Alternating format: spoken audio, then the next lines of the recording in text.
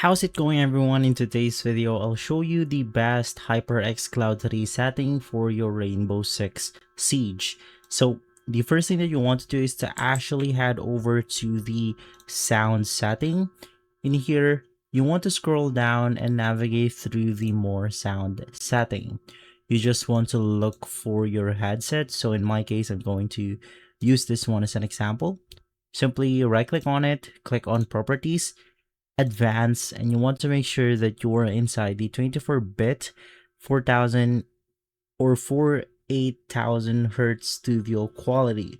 You also want to go ahead and make sure to enable the audio enhancement.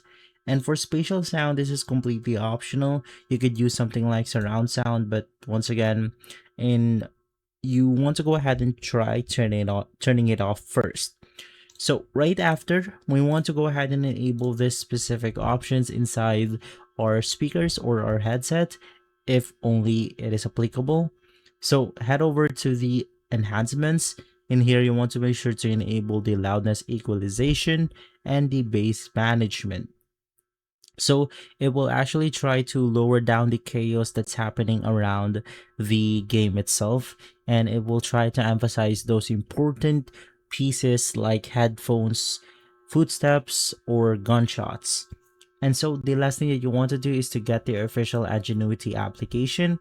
And in here, it's as simple as turning on the volume that we have. And for the DTS, I suggest turning it on also. And in here, we have the Windows surround sound that I've mentioned previously. The first thing that you want to do is to just try turning it off first. And in here, I suggest turning on something like the treble boost, or if you want to use the FPS equalizer. So you can feel free to experiment on the equalizers that we have, but I suggest trying out the treble boost itself.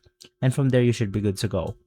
If this video has been helpful, leave a like, subscribe, and follow us for more videos like this.